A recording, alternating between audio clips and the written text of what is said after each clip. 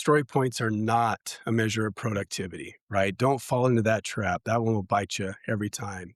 So you've heard that phrase, absolute power corrupts Mm. absolutely.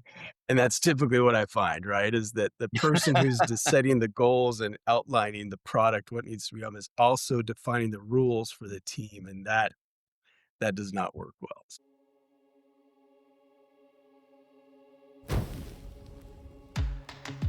Welcome to KPI Fireside.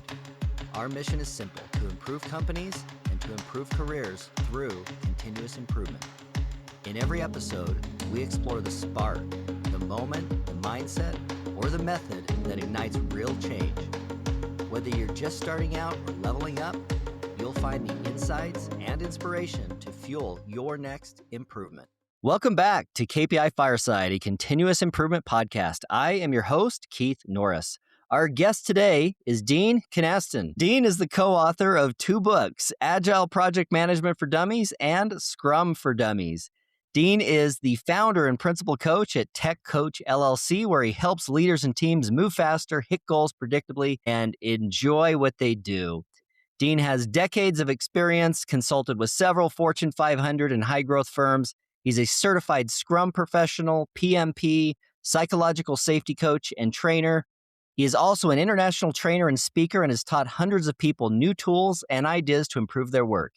Dean has an MBA from Boise State, bachelor's from Brigham Young University, and most interesting, he's the father of a blended family of 12, including 3 adopted sons and a grandfather. And you're coming to us from I Idaho, am, right, Dean? yes. Awesome. Well, Yeah, thanks for thanks for joining us having me. here. Yeah. So we like to start the podcast off with a little segment we call the Spark. And really this is, how did you first get your start in this Agile line of work? Yeah, that's a great question. I started several years. I worked for an organization that was in Salt Lake City, a large nonprofit. We had a project that we had worked on for over a year and basically had nothing to show for it. People were mad.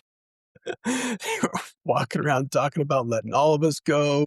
It was an expensive project too, like millions of dollars, and it was really, really bad. And so we started looking around to say, okay, there's got to be a better way to work. What could we do? And so we found a group called Platinum Edge, which is a group that I work with, and they're fantastic. And they came in and they taught us some Scrum courses. So I got to take a product owner course and a Scrum Master course and loved it. And then we decided to try it. So we started off a new little team and, a new piece of this particular product that we're working on. And they moved us to the 18th floor that was kind of an abandoned floor in this office building. And we pulled the whole team in there, brought our monitors, our computers, and we set up at a big table and we started to put kind of our goal up on the wall. And then we built what's called a backlog of here's these features and capabilities that we wanted to put into this tool. And we started working together. So it was a cross-functional team. We had QA, we had developers, we had a person we called the product owner, and then myself,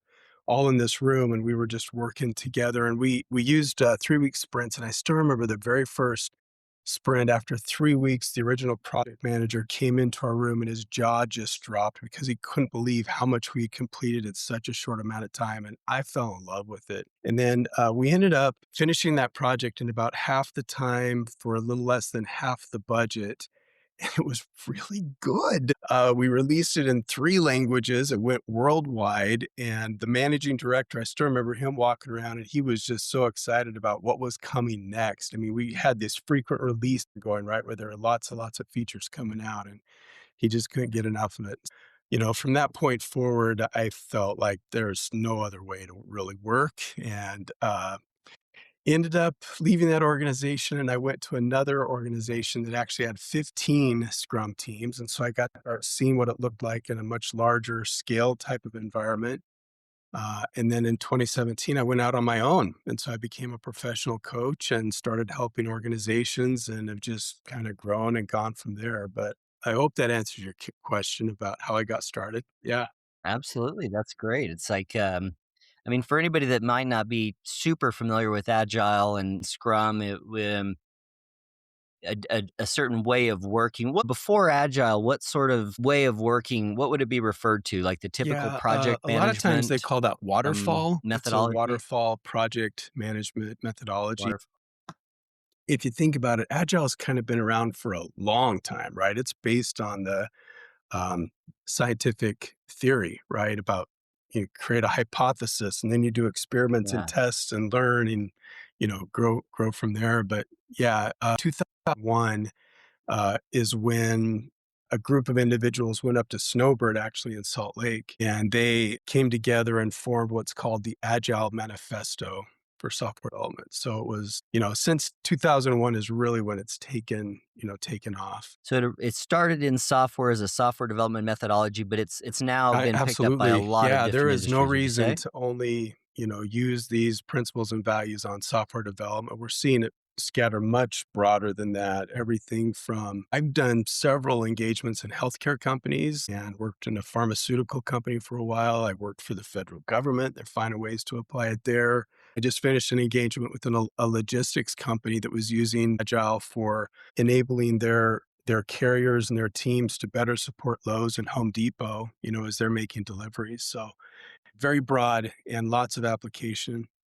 In fact, there's a cool application in education that's out there. If you look up EduScrum, there's a really cool instance where they're applying that into a classroom environment and hoping the students take more ownership for their learning, and they're seeing test scores rising and students being able to graduate much earlier because they're applying the principles and values to education. Yeah. Oh, that's so interesting. I mean, one of the, I guess, core principles when I think of agile, I think of a principle of what you might Yeah. call lean in general is like small batch sizes, like deliver smaller chunks You of got value it. more quickly Yeah. rather than waiting till it's all done, small batches. Education is one of those where it seems like you could really do a good job of delivering small amounts of value. So, a lot of people in business, some people are like all in on a particular methodology, but a lot of companies have a little bit of a, I don't know, a mix, I guess, a potluck of a little bit of this, a little bit of that. So let's talk a little bit about some of the elements of Scrum and Agile. Let's start with maybe what is the difference between Scrum and Agile? Help us understand the language. So, other words for to describe agile would be nimble, adaptive, responsive. I once was on the bank of a river and I saw these swallows flying around uh, the river, and they were diving down to eat bugs or whatever that was out there. And the thought came to me about how agile these swallows are, that they can shift and curve, you know, just on a dime and switch directions. And that's what we want with an organization. We want it to become resilient, adaptive. Okay, so that's what agile means, is that we're trying to create organizations and teams that can be very responsive and adaptive to change because it's all around us, right? And one of the frameworks that's by far the most popular and the simplest to use is a framework called Scrum. And so Scrum is an agile framework because it allows teams to really adapt to the changing environment around them and help them to learn as they progress. So agile is really just a set of values and principles that we take on, and they're common sense. Like, it's not revolutionary. It's just things that you would know. So for example, the four values of agile are that we value individuals and interactions. We believe that that's more valuable than processes and tools. We're not saying processes and tools aren't important to us, but we believe that there's more value that comes in people working together in our interactions together that allow us to build better products and services for our customers. The second one says working software over comprehensive documentation. So what that value means is that we really value having actual working products and services more than a bunch of documentation about it, right? Documentation is important, but what's more important is what's this product that our customer is going to be using. The third value says customer collaboration over contract negotiation. And so we find it more valuable to actually collaborate with our customers than to set some sort of a contract that we set a fixed date and so forth. It's better to actually collaborate together to get to the right outcome that you need. And then the fourth one, which is my favorite, is that we respond to change. We find that's more valuable, responding to change over following a plan. And that's so true, right? You walk into battle and the great battle plan that you had now needs to adjust because things changed with your enemy, right? I think we talked about Mike Tyson He has a famous saying that, your best laid plan flies out the window as soon as you get punched in the face, And so that's what we try to Yeah. do is we try to really adapt and adjust, okay? And so that's what agile is just trying to incorporate those 4 values into the way we work. And then they went further and the authors of the Agile Manifesto created 12 principles that are just kind of like a litmus test to see if we're on the path of being agile. So that's what agile is all about. Now, if we talk about Scrum is a simple framework. It says in the definition a lightweight framework. So if you're making it, if it's hard, you're not doing it right, right? It should be very simple. And it's basically just, I call it the 3-3-5. There's 3 roles and accountabilities. So we have a product owner, a Scrum Master, and then a team member who has all the skills to build this product. And then we have 3 artifacts that we use. You'll hear about a product backlog, a sprint backlog, and then the actual increment itself or the piece of value that we've created, and then 5 events. And that's it. We just repeat those 5 events over and over and over again. So we start each sprint, which is a time boxed and usually they're really short, with a little plan. So we figure out what we want to do during that little time box that we're working on. And then each day we hold what's called a daily scrum or a daily stand up, which is a 15-minute time box to basically we see how we're progressing towards our goal and then build a plan to coordinate our work for the day. And then at the end of the sprint, we hold what's called a sprint review, which is where we now look at the results of our sprint and get feedback from stakeholders and other people that we trust. And then right after that, we excuse all the stakeholders and we hold what's called a retrospective, where we look at how did our team do? What did we do well? What didn't we do well? What changes should we make this next sprint to make the next one even better? And then we launch into sprint planning again. So that cycle just repeats and repeats. And so what you'll see, and maybe this ties into continuous improvement quite a bit, is that not only does your product get better and better because of that feedback and the way that the team's working, but then also your team gets better and better. And so we see both of those continually getting better and better because of the Scrum theory. Yeah, I love the simplicity of the model in terms of it's a set of like known behavior patterns that continue to improve the overall system, right? With the retrospective and the planning. I mean, it's a very good methodology for improvement, of course. Let me ask you a few questions about the specific roles. Let's talk just a little bit about you mentioned the product owner, the Scrum Master, and then like the team or the developers. Tell us a little bit about what Yeah. the Okay. responsibilities So are the for each of those product roles. owner, this is the person that's responsible for the vision of the product. They're the ones that know what the customers are going to need, or at least have the idea of what they need. And they're responsible for making really tough decisions like what features should we include in this product and what's the order that we should release these. And they make those decisions working very closely with the group that we call the stakeholders. And so with that group, they'll get ideas and then they'll take them back to their team and say, hey, here's what I'm learning. What do you guys think? And so they're really this captain of communication, I'd say, on the team where they're taking in all that information that allows them then to set priorities that the team then works to accomplish. Okay, so that's the product owner. How do you know if you have a really good product owner? Is if they have the ability to say no. Okay, or not yet, right? So they're very decisive and they have to make those tough business and financial trade-off decisions with the team. And so it takes a lot of guts, right, to be a good product owner. And then I'd probably put, they call it developers in the Scrum Guide, but what they mean by that is anybody who has the skills that are needed to actually build the product. And so on a software development team, you might find people that the developers would be considered people who do testing or write automated tests or actually write the code. When I worked for the pharmaceutical company, our developers were actually clinical technicians and doctors and nurses that were in with us on our team, right? So it just depends on what the product or services that you're working on, but that's the next role. And their responsibility is to not only build the product, but also improve their skills. And so we want these people to become more capable. We call it T-shaped, where they may be really good in a certain aspect, but we want them to start getting exposure and growing in capability across the top as well. And what we find is that the more capable the team becomes, the faster they are. And so we take a lot of time to not only learn their trade and do it really well, but to learn others. And so it's kind of a really great incubator being on a Scrum team because you get to learn so much, right? So great career advancement opportunities, and which is, I love that about Scrum.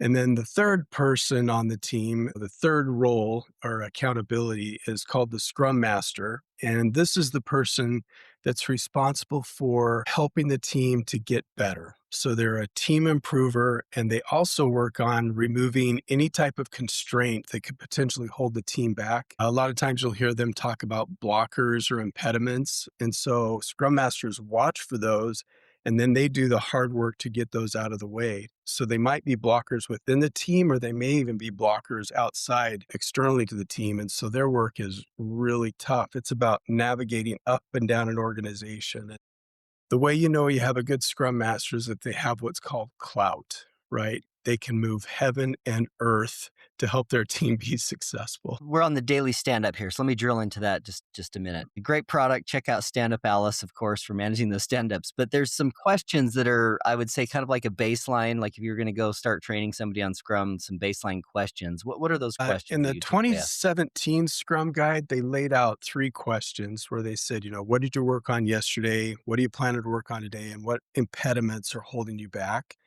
In the 2020 guide, though, they threw those out. And what they said is, we want you to talk about whatever you guys feel is important. And so the new guidance that they have is that we want you to just basically do 2 things. One is, as a team, look at what your goal is for that particular sprint and how that relates to the overall goal of the product. And talk about how you're progressing, right? Are we on track? Are we off track? Should we make some adjustments based on how we as a team feel we're doing towards our goal?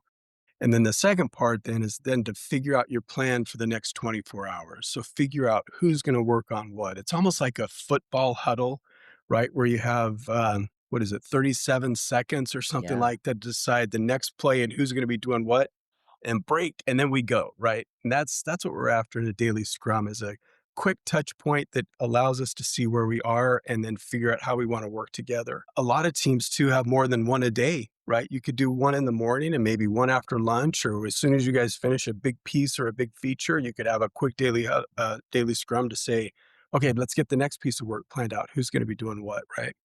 So really, there's a lot of flexibility in how we use those daily scrums. Excellent. Yeah. So you were kind of getting at like, is morning of the day better than end of the Yeah, my day? preference is morning because it's kind of nice to get the day started off with just a quick checkpoint with the team. See how everybody's doing, right? Find out what happened the night before, who got into trouble, who didn't. Yeah. It's just a great way to start the day off with the team and then kind Yeah. of lays out the plan for the day. So, I think that's one of those things that just feels like truth. It just feels like a good idea. Like yeah, starting the day with some sort of a plan just makes logical sense. And we of course see that happen in a lot of industries. Software development might be what Agile is most popular with, or maybe where it started. But so many other industries have similar rituals, whether it's the guys meeting on a construction yeah. site to decide where are we going to dig the holes today, or the production meeting. Law enforcement agencies, a lot, you have like the daily morning meeting. But you're talking about keeping those Yeah, short. Like what's the less than ideal, like, 15 minutes. stand up Most of the ones that I work duration? with, we do them in 7 or 8, right? It's not meant to be long, it's supposed to be quick. In fact, we hold them Love it. standing. That's why it's called a stand-up, because when people sit down, they start talking so much, right? Waxing eloquent. You're like, "Hold on, no, this is meant to be a stand-up where we actually look at our board, look at our progress, and let's go," right? That's what's the fun part. Yeah, It should be quick. Yeah. If you're absolutely. spending an Yeah, hour, you're absolutely. probably taking too much time for that thing. Okay. I love it. Now, on these roles, you touched on basically 3 roles: product owner, scrum master, and the team. Are those 3 separate people? Can somebody wear more than one hat? How does somebody Yeah, think there's about the a roles and who that's a can good do them? question. I typically find that it takes a fully dedicated person for at least each of the roles. So you gain a lot by having a full-time product owner that is really focused on building that product backlog and collaborating with stakeholders. It really turns into a full-time job doing that. The same thing with the scrum master, right? When these impediments pop up, you want them removed fast, and you need somebody that's focused on getting those out of the way or looking at the team's flow and coaching the team on how to improve their performance. If that person is distracted with some other development responsibility, it's hard to get the true benefit out of those. And then developers, obviously, right? boy, testing is not easy and developing is not easy. If you're on a construction site, right, doing whatever you're doing there, it takes that full attention. But I will tell you this, the Scrum Guide does talk about how sometimes those roles can be shared. And I can get behind, let's say, a developer who is also the Scrum Master for the team. Those seem to work okay. I can also get behind a product owner who is also a developer. That can work, right? You just give up, quite a bit when some of those product owner responsibilities are not shored up. The one that I will struggle with though is when there's a product owner who is also the scrum master, right? So you've heard that phrase, absolute power corrupts absolutely. And that's typically what I find, right? Is that the person who's just setting the goals and outlining the product, what needs to be done, is also defining the rules for the team. And that does not work well. So if you're functioning as a consultant coming into an organization who had very little exposure to Scrum, or maybe it's just a group of, maybe kind of newer folks, where would you start with? Is there a person that you would want to, like, somebody has to kind of learn how to run Right, the yeah, we system? That expect sounds like them, the Scrum that's the word, Master. mastering it, right? We expect them to Yeah, be like, experts in Scrum. if somebody was part of a team and they're like, "Well, I wanna maybe just move from team member to Scrum Master," what sort of advice might Yeah, you give them on where to look for resources or how to go about that's a doing great that? What question. are the I would skill probably sets start with somebody the can Scrum pursue? Guide itself. It's, 2017's, I think, was, like, 20 pages long. 2020's is now 13, right? They made it a lot simpler, and they made it more business language. So I would start there, right? Get a really good understanding of that Scrum Guide and the theory behind it. And then there's some great classes too that are out there, like a certified Scrum Master course, which is a 2-day course. Well, they will take you through Scrum and let you apply your learning.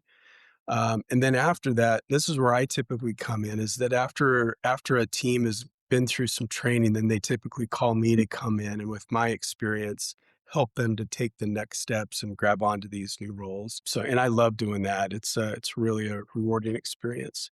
But yeah, it's a skill that you can pick up. I find a lot of people really enjoy it because it's such a people building opportunity. So you've worked in big companies, you've worked in small companies. I'm assuming in a small company there's probably like one team and everybody's part of that one team. In a big company, some of these roles, maybe product owner, maybe team member, maybe scrum master, can you be part of multiple Yeah, teams, we would discourage that, and the reason is because Scrum actually requires 5 values to be effective, and one of those is focus. And so having people multitask, the definition of multitasking is doing 2 things poorly, right? Walking and chewing gum is hard. And so we want people to be able to get their full attention on the goals and give their all to it, right? If you are, you know, percent allocated to this project, a percent to this one, and a percent to that one. Now you have 3 masters, right? And it's so hard for you to be effective in that. So, yeah, we really encourage people to be part of single teams. But now let's talk about some of the roles on that team. Developer, yeah, definitely single team. Scrum Master, definitely single team. But product owner, they could be the product owner for multiple teams. So let's say they started with one and realized we need to go faster. So let's hire another team to come on. So we would still just have one product owner, but he may have multiple, 2 or 3 or whatever teams are out there. His life gets really hard when that happens. But you want that product owner to be the person who can make those decisions, right? Who is available to the team. And so it works actually quite well with that, with a single product owner with multiple teams. That's interesting. What about that Scrum master role? It sounds like there's a, I don't know if mentor is the right word, but you've done some mentoring or teaching or coaching to Scrum Masters. Is that a role that exists in bigger Yes, companies where they're trying absolutely. to Yeah, train and more we people on like to that? see a one-to-one correlation for that. We have a saying that goes, "A good scrum master can be the scrum master for more than one team, but a great scrum master focuses on one team. And that's a skill set that is really interesting. It's like if you were to ask for who is the most personable person, that's who we're looking for these scrum masters. They're really great at relationships and they're great at, good leadership skills. That's what we want in scrum masters. We want them to be able to look like you were talking about lean earlier, right? I'd love to see scrum masters with lean training, right? That they could look at batch sizes and how to break things down smaller and really help a team to get their flow, right? Just sailing. Those are some of the most valuable skills Yeah. that Scrum Masters can bring is how to help people work together faster, better, and more effectively. Yeah, I think one thing that I find interesting in this discipline of, let's just Sure. call it Yeah. project management, strategy execution, is the definition of where one project ends and another project begins. So let's say that sometimes organizations will have leadership changes and somebody will come in and be like, hey, we're going to go all in on Scrum. And maybe they had some other methodology and they come in and they're going to start setting up teams. I assume you've been involved in some situations like that, Yeah. like getting a project kicked off initially. But what are some of the important things to get Yeah, right I when you're would first probably setting that start up? with the leadership group. That's the number one place to begin. And what we typically do is we call them the Agile Transformation Team, and it's a cross-functional team, just like all the others, but we staff it with leaders who can actually make organizational changes. Okay, so they own the status quo when I want them on a team, and we choose a product owner on that team who's responsible for the overall outcome that we want from moving in this direction. We get a scrum master on that team as one of the leaders who raises his hand and says, okay, I'll do that. And then the developers, if you will, are the other leaders on the team. And we teach them to actually use Scrum to transform their organization. Okay, so they practice what they preach and they lead by example. That's the first step, right? Is getting the leadership lined up and actually demonstrating that they're embracing these agile values and principles. And then their backlog, one of the items might be to now experiment using Scrum on a particular team. Okay. And so now they're going to be the group that will help to form that new Scrum team where they're going to change the organization so that they can free up a product owner and a Scrum master and actually free up developers. And then they're going to work closely with the product owners to get the vision for this product clear so that a product backlog can be built. Yeah, you're starting to see all the work that comes into bringing up this team. And then we use it as a testing model, right? So they're going to run a sprint and let's see the outcomes. We didn't quite get what we wanted. Why was that? What should we change? Okay, now let's help the team with the next sprint. Okay, now run the next cycle and let's see what happens. And so little by little, we start to see these teams. They actually go through 4 phases. And you're familiar with Tuckman's phases, right? Forming, storming. Yeah, Yeah, yeah, explain that so for anybody Tuckman, that he might not be he familiar with that. crafted what's called the Tuckman's phases, and every single team goes through these. They form, which means they come together and kind of get their rules in place. And then they storm, which you'll see the curve drop like this, where you think the wheels are going to come off this thing. People are fighting and they're not happy and they're frustrated with each other. And then they get to the norming, which is where we start to pull together as a team. And then finally we perform, right? And every team goes through that. Every change team goes through that, right? And so that's what that group of leaders is looking at is how can I help that team get from forming to performing as quickly as we possibly can get there. And everything that falls off, the shrapnel and everything like that goes onto their backlog and they work it so that the team is able to have that freedom and that ability to thrive and prosper, if you will. I think that's such an interesting moment where you have some resources and you start to point them at a problem, and then they have to figure out how to like go and interact with the people, because sometimes you're solving problems that people might feel like, oh, why are these experts Yeah. coming in to fix Yeah. this thing? Like, we didn't even know we had a problem or something. And I'm sure that as you're talking about the 4 stages of building a team, do you have any best practices or tips and tricks? I'm sure there's a lot of art to moving people through that, but are there some things that people could take away as best practices to how to move Sure. from forming, Yeah. I think storming, one of the norming, and key things performing? that we try to do with teams at the very beginning is we put together what's called a working agreement. And so this is where we get to sit down as a team and talk about the roles and responsibilities on the team. We talk about the behaviors that we expect.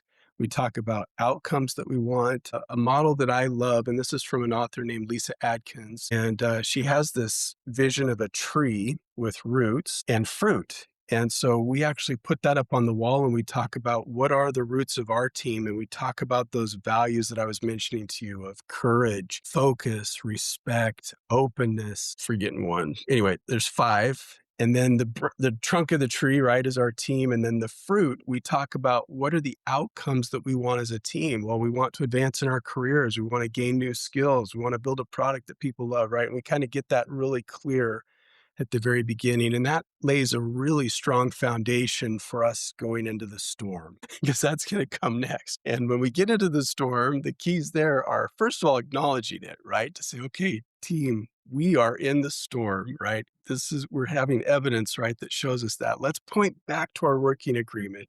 Do we need to change it? What should we revise now that we're into this really hard part? I think those are probably some really good things. And then leadership support is just so key in all of this, where the team members realize that their leaders are there for them and that they've got their backs. I love seeing when leaders actually not only set up the new team, but they start working on career paths for their people, right? And showing that, if you do want to go down this product owner role, guess what? Now we have a product owner 2 and a product owner 3 and a principal product owner, right? So that there's a path for this person into the future. This episode is brought to you by KPI Fire. Are you struggling to ignite real change in your continuous improvement program? Firestarter is your field guide. Real stories, proven strategies, no fluff. Get it now on Amazon. I don't know if it's a challenge or an interesting point about Agile is that the measures of productivity sometimes can be a little bit different than what you might think they are. So let's just say KPIs or metrics. What are some things that people maybe wrong measurements or right measurements when it comes to how to measure team member participation or productivity Well, with yeah, Agile that's a good Scrum? question. So maybe to talk about this one, we probably should talk about one of the Agile principles, and it's number 7, and it says something like working software is the primary measure of progress. Okay, so with an Agile, with a Scrum team, we're not looking at Gantt charts. We're not looking at, a budget report. What we're looking at is the actual service or product that we're building. Does it work? And could people use it, right? Is it going to help us accomplish the goals that we're trying to accomplish?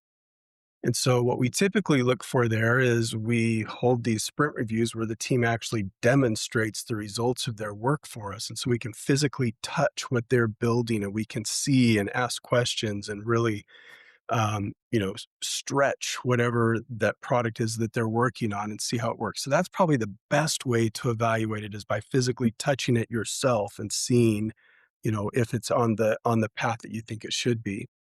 Some of the teams, what they do though is they'll set like a really big goal for, let's say, for the year, and then they'll build a backlog of here's the work that we see we needed to accomplish that goal. And they use what's called a story point. And I'm starting to move away from these more than use them because they create so many challenges and problems if they're not used correctly. But what they'll do is they'll look at each of those features and they'll start to size them and give some estimates about how much effort they think it will be to accomplish those particular features. And they relatively compare them, right? They'll say this feature compared to this one. This one's obviously bigger and this one's smaller. And so they'll put a smaller size on the smaller one and so forth, right? Well, with those numbers, we can start to do some estimating to say, okay, if each sprint, let's say we completed, 10 points and our backlog is 100 points worth of backlog items, that pretty much tells us we've got about 10 sprints worth of work, before we'll accomplish that goal. And then each week, if our sprints are a week long, we can see how we're tracking, whether we're ahead or behind schedule, based on those numbers. But the thing I want to make sure we understand is that those are not a measure of productivity, right? It's just simply a guess about how much effort it will take. And when we actually dive into it, it's going to be a lot different than we thought anyway, too, right? So it's kind of just a good measure to give us a warm fuzzy about how much time things are going to take. But the reality again is actually physically touching it. Also, I typically tell teams that this is not information that you want to be sharing with your stakeholders. This is just for your team discussions. And so story points are really not valuable to anybody else. What people care about outside the team is the product that you're building and how good or bad it is, right? And these story points are simply just a way for the team to get a feel for how much either to pull into the sprint or for forecasting about when they think they're going to be completed with a particular aspect of their product. Yeah, that's an interesting one. The question might be like, how do you know which team members are contributing the most value on a Scrum team? I've heard answers Even kind of like, "Well, you just know," which sometimes from analytical perspective sometimes feels a little bit awkward. Maybe you could elaborate on that idea of what the team knows themselves that what some of Yeah, those external that's a good stakeholders one. might not So, be able to first of all, see. let's just be clear. So, story points are not a measure of productivity, right? Don't fall into that trap. That one will bite you every time because as soon as you start playing that game, guess what? The team's going to start changing their story points, right? So, don't go down that path. But what we do encourage, and I mentioned this earlier, is that openness is one of the values that we expect on a Scrum team. And so, everything is open. For someone to walk into our team room and say, what's the status of or how much progress you made? That's the stupidest question anyone could ever ask because everything we do on a Scrum team, we make it transparent. Okay. Our product backlog, in fact, we used to put it on the wall with cards so people could physically see the cards, right? It's the same thing with our product backlogs today. Anybody should be able to access those and see which ones are in progress, which ones are done, how much is remaining. You can see all of that in the product backlog.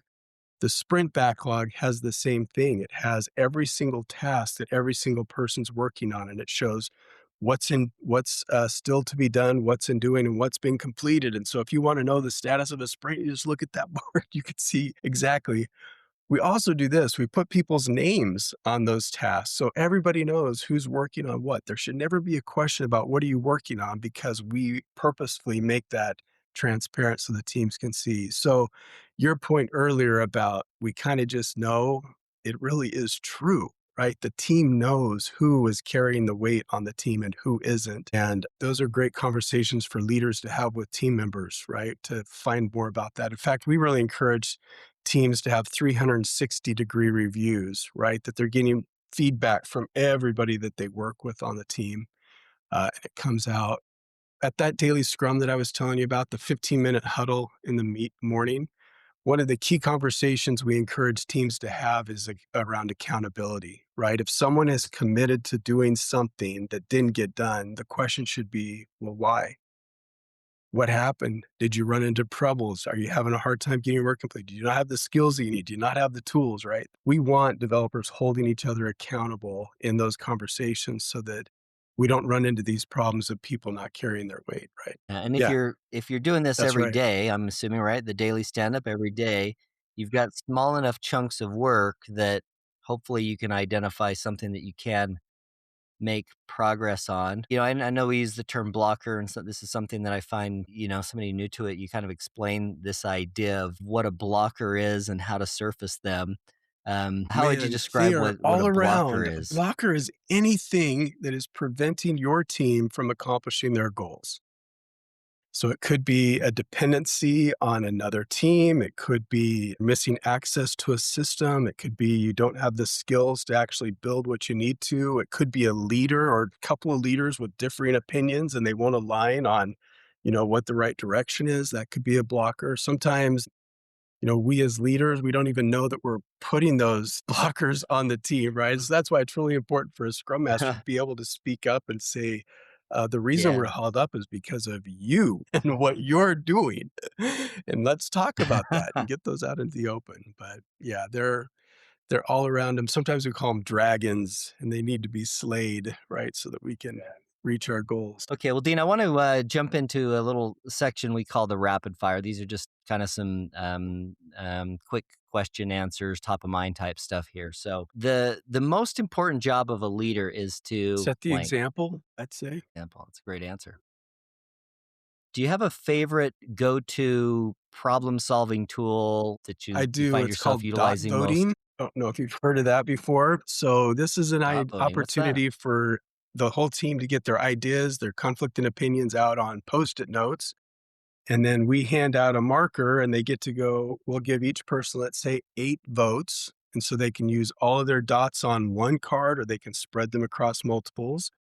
And then at the end of it, we tally up whichever of those cards got the most votes is the decision. And then you can actually prioritize them down too. So anyway, it's kind of a fun way to help team find the least worst option that everyone can support, right? That kind of an idea. We can do it anytime, right? We could do it even in retrospectives about the biggest issues that we're facing, or if we want to use it for product backlog items to talk about which one should go first, where we should go for lunch, what movie we should see, right?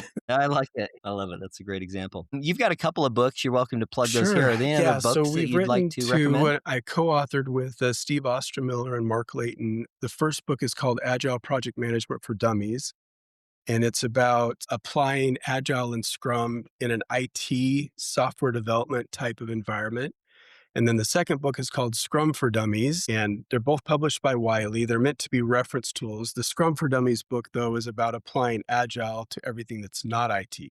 So we talk about manufacturing and finances and health and even dating and relationships. And I use Scrum to clean my house, in fact, right? So we talk about those types of stories inside that book. And it got published in Japanese too, which is pretty cool. And then as far as books go that I would recommend, if you are going down the transformation path for your organization, then the number one book that I would recommend is called Doing Agile Right by Bain and Company, and it's fantastic. It's got some really great advice in there for how to be successful in your agile transformation. Excellent. Okay. Do you have a Why? favorite question? That's my favorite question. Yep. And I use it all the time, right? That's how we get down to the real That's root a good one. cause of what's needing to be done. I really appreciate you joining us here on the podcast and sharing some wisdom with us. It's been My a super pleasure. great Thanks for conversation. having Thanks so me. much for And making boy, time just for us. wish you guys the best of luck. Keith, I know you guys have some great products there, and good luck to you. Keep going. You bet. You bet. Thanks so much, Dean. If anybody wants to connect with you, what's the best way for people to get in Yeah, touch? Is there a both those are website you great. want to share, or is LinkedIn, I'm on LinkedIn there, the Dean best? Kynaston. My last name is Kynaston. And I also have deankynaston.com if you'd like to connect with me there. And we try to do a weekly guide of some key tips to help teams be successful. So if you go to that site, you'll be able to get on that list and I'll send you some helpful tips. That's fantastic. Well, thanks again. We really appreciate you joining us, and thanks for your time. For our listeners, if you'd like to suggest a guest, ask a question, give any ideas for episodes or feedback, you are welcome to reach out to me on LinkedIn. You can also comment on the episodes. And this concludes this episode of KPI Fireside, a continuous improvement podcast. If you've enjoyed the episode, be sure to add a comment, maybe give it a rating, give it a like, a follow, a subscribe. Please share the podcast with friends or colleagues who are as passionate about continuous improvement as you are. You can find us wherever you get your podcasts. And until next time, keep driving progress and sparking change.